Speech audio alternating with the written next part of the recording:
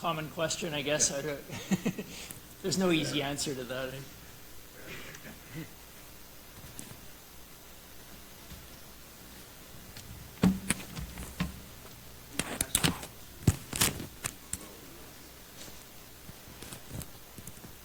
All right, next up we're going to hear about dwarf galaxies, so very much switching scales to dwarf galaxies around Milky Way mass halos.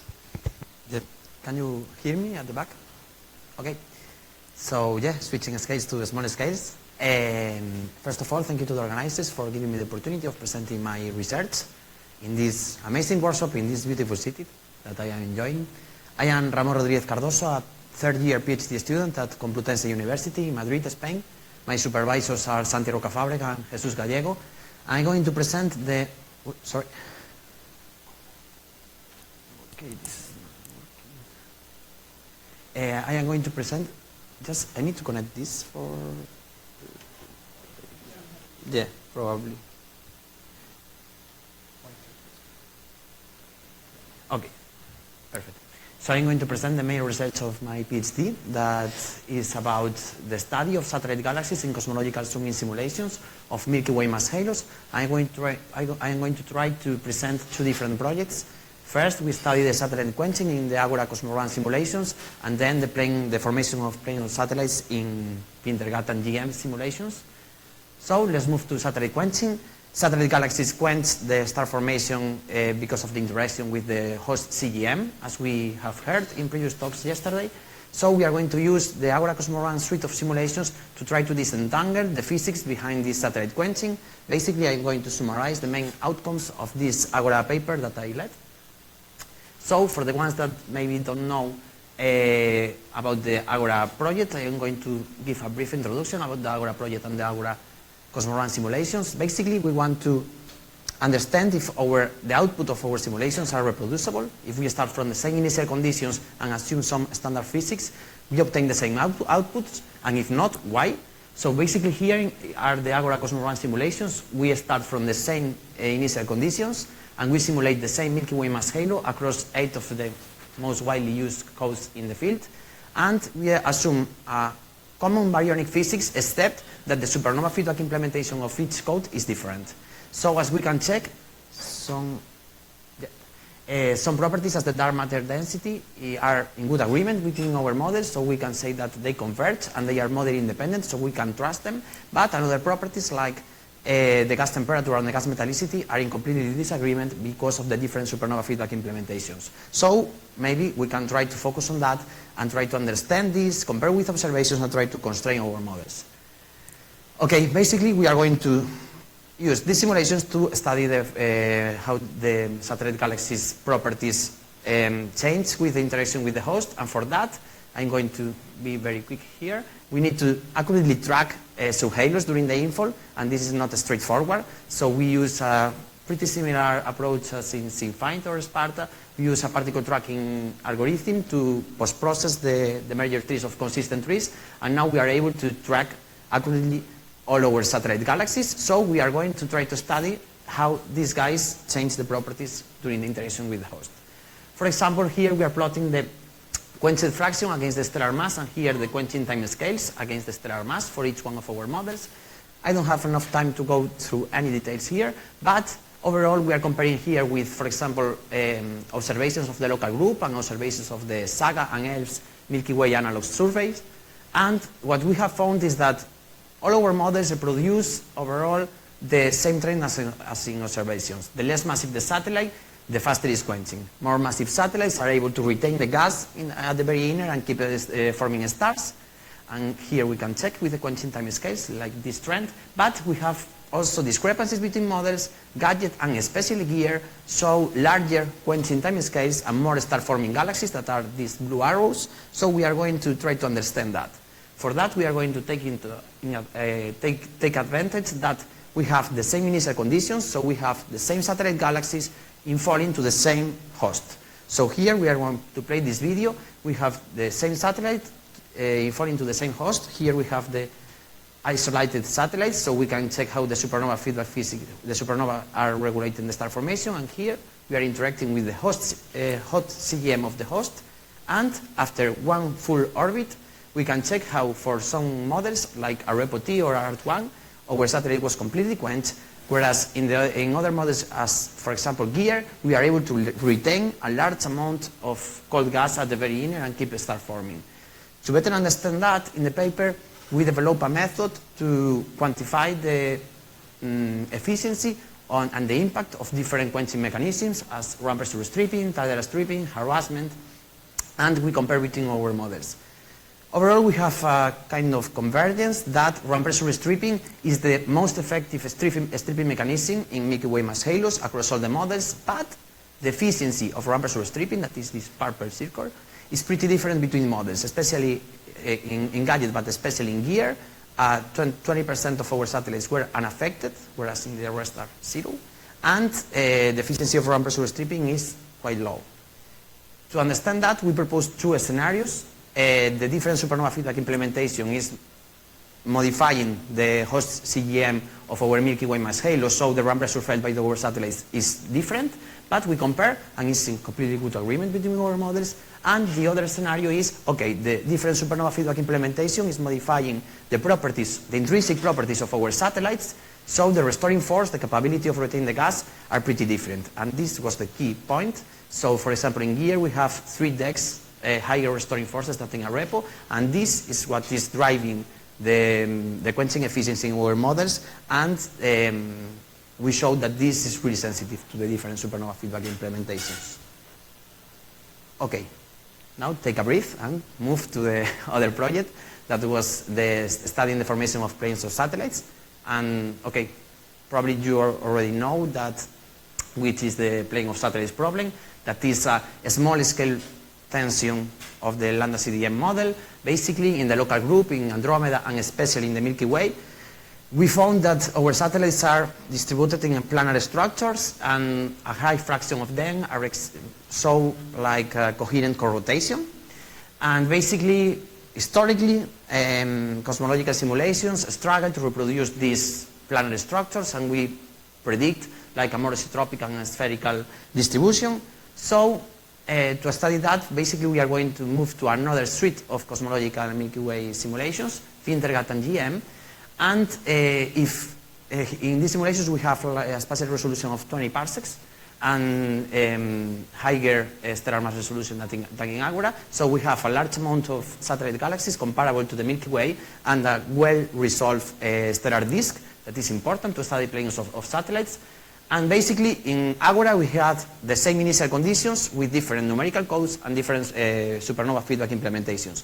Here, we have the same code, that is Ramses, the same physics, that is Wintergatan, but we genetically modified the initial conditions to vary the mass ratio of the last major merger at Recife 2, that is more or less like Gaia and Enceladus in the Milky Way. So we start here in the smallest case, that the stellar mass ratio is 1 to 25, and the total mass ratio is 1 to 10, and we increase the mass ratio until the largest, that the stellar mass ratio is 1 to 2. So a heavy major merger here.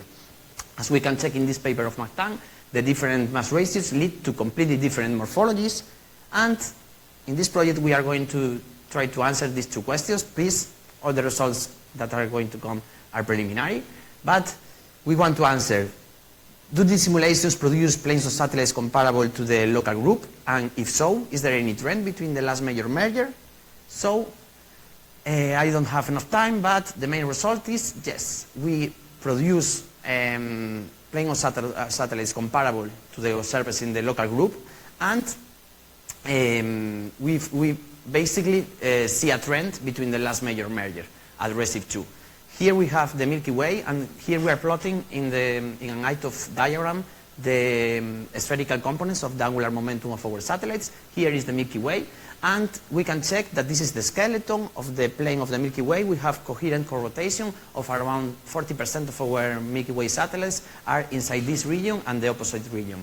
So here we have just one snapshot in observations. Here we have all the evolution of each one of our satellites. So we plot the evolution of each one of our satellites. We start from the smallest case. We scan the ITOF diagram and look for an axis of maximum co-rotation.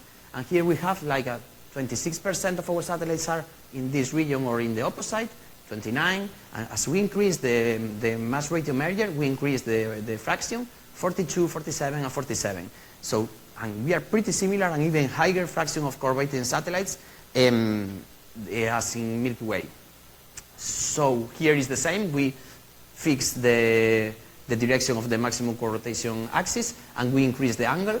And as we can check, and here we plot the fraction of satellites. So here in the largest and the larger, that are these purple ones, are following in different snapshots the Milky Way, whereas the smallest and the smaller are closer to isotropic distribution.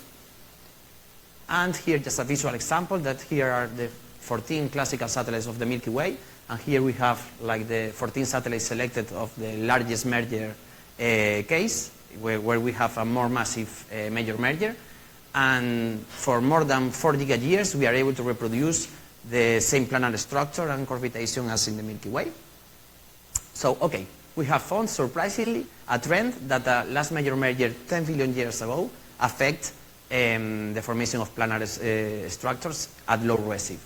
But we want to understand the origin. At the beginning, we thought, okay, we have a more massive major merger, bringing more satellites, so probably we are enhancing, like this group of satellites is going to enhance the co-rotation. But the major merger was 10 billion years ago, and most part of the satellites were disrupted, so this was not the case. So we tried to understand if the major merger was reshaping the shape of our host halo, dark matter host halo. So here we are plotting we compute the inertia tensor, and here we are plotting different spheres around our dark matter host halo, and here time. So here we are like at the very inner region, and we move to the outer part of the halo, and here we are plotting, for example, the major axis ratio, and we found that the more massive the major merger, the more planar our host halo. This is a beautiful trend. Here we are plotting like the triaxility factor. So we moved from a more prolate halo to a more oblate halo. And if we look for these 3 simulations in which we have like these kinematic persistent planes, these satellites co-orbiting, if we plot the minor axis direction and we compare with this maximum coaxis of orbitation of our satellites, are in really good agreement. So we propose that the major merger is reshaping the host halo, enhancing equatorial orbits, and aligning the orbital poles of our satellites with the minor axis of the host halo. Again, these are preliminary results, but any suggestion is going to be really welcome. So I will leave here with the summary. Thank you.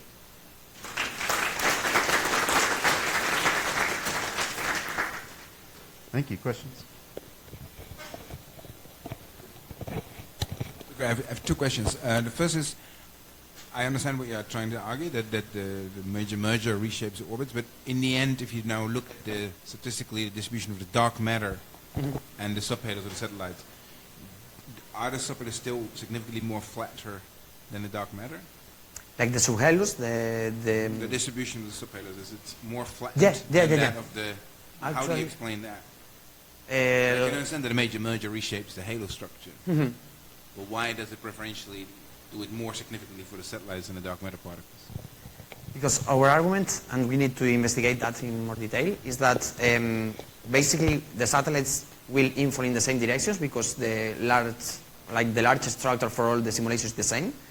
They are infalling in the same directions, but we have like preferential orbits in the equatorial plane because of the different potential of our host halo. And if we look, actually, for example, I will need to explain the methodology, but the higher the value, the more planar the structure. And here is the Milky Way, here is Andromeda.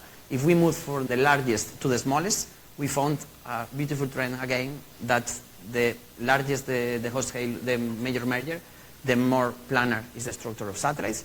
And we propose that is because we are enhancing these equatorial orbits because of the different potential of the halo, because of the different shape. I don't know if this answer. Okay, maybe we can. One later, more sorry. question on the plane of satellites issue. So there's this paper by Sawala, Katun, Frank et al., 2022, where they pointed out that although indeed the plane of the Milky Way satellites, the 11 nearest, brightest Milky Way satellites, is extremely thin and remarkably co-rotating, it's a temporary phenomenon. If you go a billion years in the future or a billion years in the past, just using the Gaia data on the precise motions, they're not nearly so planar. They're still rotating. Is that consistent with what you found, for example, in your fiducial simulation? Yeah. For example, here, what we are proposing is that this and these kinematic persistent planes that are often called, are these satellites that are co-rotating, are the skeleton of high positional planes. If you then take like a single snapshot, you can always have like these 14 satellites that are co-rotating and add transient satellites that are here, and maybe you can find like 3 different satellites that are transient, that are crossing the plane. But if you select that just this snapshot, you are going to have an even more planar structure. So probably we are trying to look to the skeleton of this plane of satellites, but then you can also have like transient satellites that enhance this planar structure. We agree with the Sawala paper. All right, thank you.